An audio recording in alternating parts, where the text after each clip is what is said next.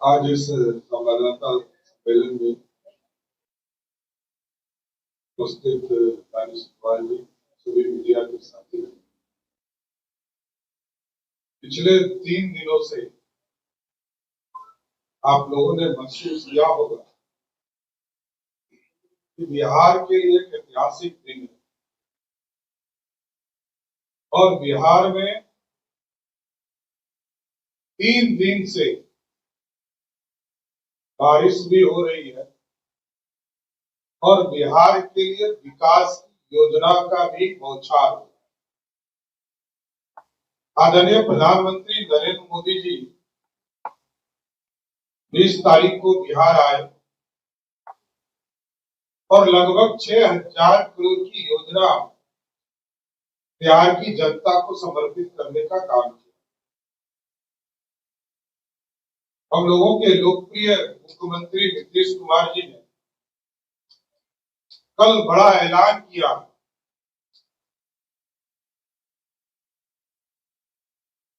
कि जो बिहार में सामाजिक सुरक्षा पेंशन है,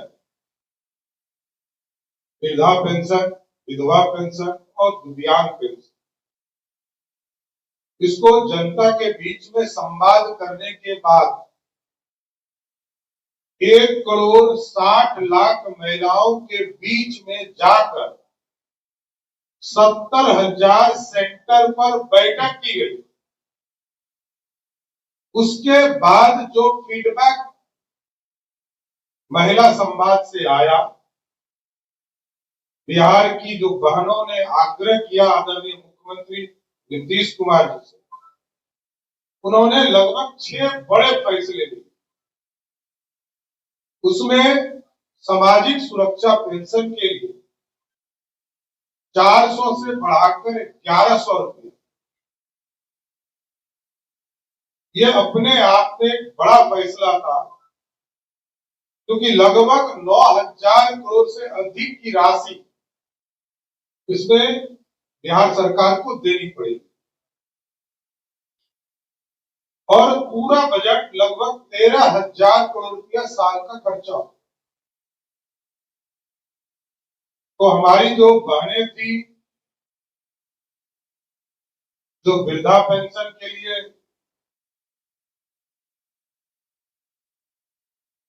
दिव्यांग पेंशन के लिए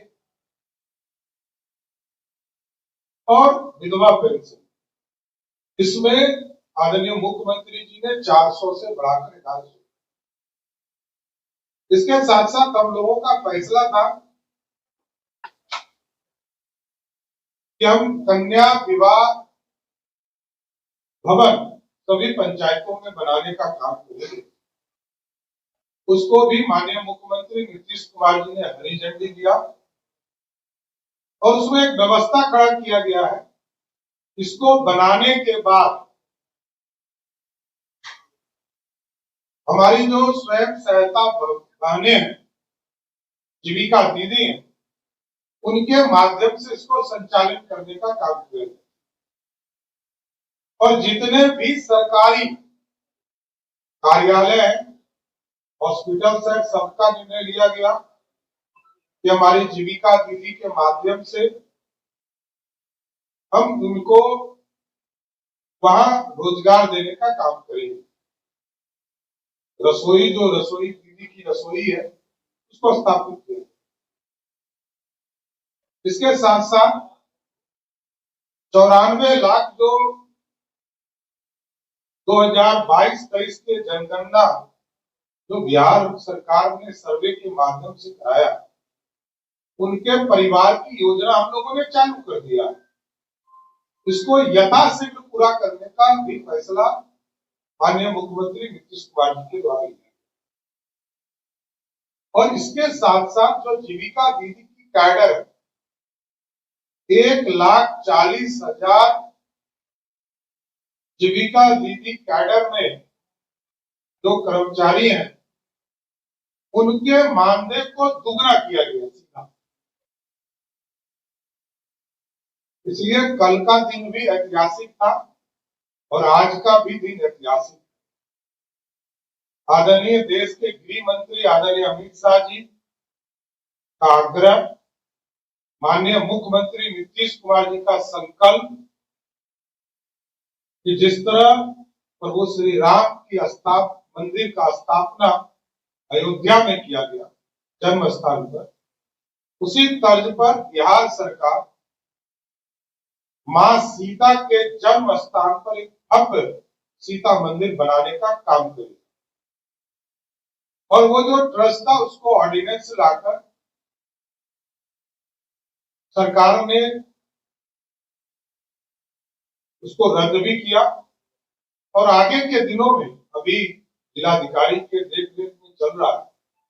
माननीय मुख्यमंत्री जी के निर्देश पर वहां चीफ सेक्रेटरी की अध्यक्षता में कमेटी बनाकर पूरी तरह मां सीता के जन्म स्थान को भव्य सीता मंदिर में स्थापित किया जाए। इसलिए ऐतिहासिक दिन है। और तीसरा जो एक महत्वपूर्ण योजना भारत सरकार ने लगभग 52 योजना पथ निर्माण के माध्यम से भारत सरकार ने लगभग 33,000 करोड़ रुपया बिहार के लिए तय किया, स्कीम तय किया, उसको नोटिफाइड कर दिया। तो आप समझिए कि पूर्ण रूप से बिहार के विकास के लिए नरेंद्र मोदी जी की सरकार और बिहार के लोकप्रिय मुख्यमंत्री नीतीश कुमार जी के नेतृत्व में लगातार योजना को सरजमीन पर उतारने का काम किया जा रहा है। इसलिए लगातार 3 दिनों से आपने देखा होगा कि कई चीजों को सरजमीन पर उतारने के लिए सरकार ने रूपरेखा तय कर लिया और आगे भी आदरणीय मुख्यमंत्री जी के निर्देशन में, क्योंकि बिहार आगे बढ़ रहा है और मैंने बार बार कहा है कि बिहार का इंफ्रास्ट्रक्चर लगभग कंप्लीट की स्थिति में है। कई योजनाओं की शुरुआत की जा रही है और विकास यदि कोई खोजता हो हमारा विरोधी दल, उसको पटना एयरपोर्ट दिखाइए, गंगा मैरीन ड्राइव पर लेकर चलिए, पटना से बक्सर जाना हो उनको दिखाइए, पटना से गया जाना हो 1.25 घंटा में पहुंचकर उनको बताइए विकास इसको करते हैं। पटना से बेगूसराय 1.25 घंटा में पहुंचकर दिखाइए इसको विकास करते हैं। पटना से मुजफ्फरपुर 1.25 घंटा में पहुंचिए इसको विकास करते हैं। क्योंकि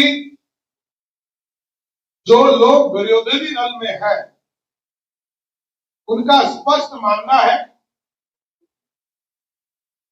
कि उन लोगों ने 15 वर्षों में सिर्फ बिहार को लूटने का काम किया और नीतीश कुमार जी के नेतृत्व में मोदी जी के सहयोग से बिहार आज विकसित राज्यों की श्रेणी में खड़ा हो गया। धन्यवाद। हम निरंतर एनडीए सरकार को इतना मजबूत कर देंगे, नीतीश कुमार को हमारे हर योजना को जो है वो नकल करके लागू करना पड़ेगा। आप लोगों को मजबूर कर रहे हैं तेजस्वी यादव। देखिए, बोलने वाले को बोलने दीजिए, सरकार अपना काम करती है और लालू जी के पूरे परिवार को जानता है पूरा देश। ये लोग भ्रष्टाचार के रिकॉर्ड बना सकते, विकास के रिकॉर्ड नहीं बना सकते। एक बार दम है लालू प्रसाद जी के परिवार में तो 15 साल और 20 साल का हिसाब लेकर बैठ जाइए और जनता तय कर देगी कौन विकास करता है, कौन सुशासन देता है। चुनाव से पहले व्यक्तिगत टिप्पणी की जा रही है सरकार, सम्राट जी, चुनाव से पहले व्यक्तिगत टिप्पणी की जा रही है, प्रधानमंत्री को पॉकेट मार तरीके के सर्कुलर प्रतिपक्ष के नेता कह रहे हैं, कैसे देखें? अत्यंत ही दुर्भाग्यपूर्ण, मैंने तो कहा ही कि जिस घर में सिर्फ अपराधी ही हो, जिस परिवार में भ्रष्टाचारी ही हो और जिस परिवार के लोगों ने बिहार को लूटा है, वो सिर्फ बोल सकते हैं, इससे अधिक कुछ नहीं।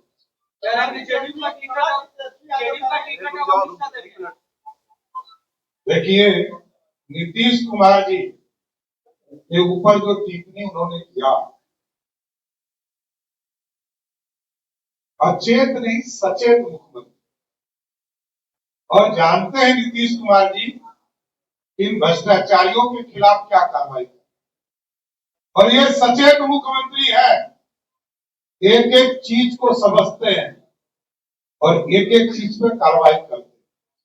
और जहां तक जनता दल यूनाइटेड का मामला है और जिस तरह का बयान भ्रष्टाचार के युवराज दे रहे हैं, ये स्पष्ट दिखता है कि वो टेंशन में है। लालू प्रसाद जी का पूरा परिवार टेंशन में है कि सत्ता से तो हम चले ही गए हैं, आगे भी जमानत नहीं बचने वाली। तेजस्वी जी ने यह भी कहा है कि पेंशन को बढ़ाया गया है। वही तो मैं कह रहा हूं कि जनता को पता है कि कौन देने वाला है और कौन लूटने वाला है। ये लुटेरे लोग हैं, जनता को सिर्फ लूट सकते हैं लालू प्रसाद जी का परिवार, इससे अधिक कुछ।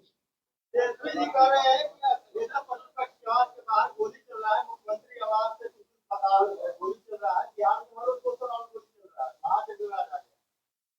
देखिए, मुख्यमंत्री आवास से नहीं ना गोली चल रहा, मुख्यमंत्री आवास में कोई रैंसम नहीं मांगा जा रहा है, पंचायती नहीं हो रहा है मुख्यमंत्री जी के पास, पंचायती लालू जी करते थे, गोली चलवाते थे लालू जी, भ्रष्टाचार के प्रतीक थे लालू जी। तो जाके पहले पिताजी से पूछे ना, फिर जनता से पूछे।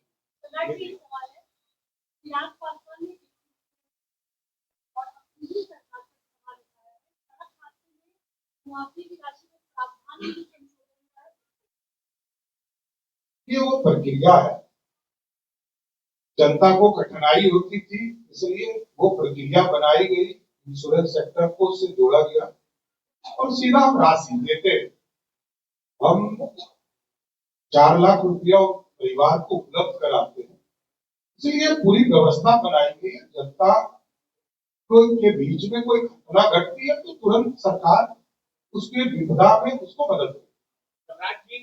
तेजस्वी ने आरोप लगाया कि सीएम के बेटे जो निशांत है उनको पूजा पार्टी के लोग राजनीति में नहीं आने देना चाहते। ये नीतीश कुमार जी तय कर सकते हैं या उनका परिवार तय कर सकता है कौन राजनीति आएगा नहीं आएगा। ये लालू जी का परिवार कैसे तय करेगा? लालू जी कौन होते हैं या लालू जी का परिवार कौन होता है? ये नीतीश जी तय करेंगे, नीतीश जी का परिवार तय करेगा कि कौन राजनीति में आएगा नहीं आएगा। ये लालू यादव का परिवार तय करेगा कि नीतीश जी का बेटा आएगा कि नहीं आएगा। ये लोग लूटने वाले लोग हैं, बस लूटने का ज्ञान समझते हैं, इससे अधिक कुछ।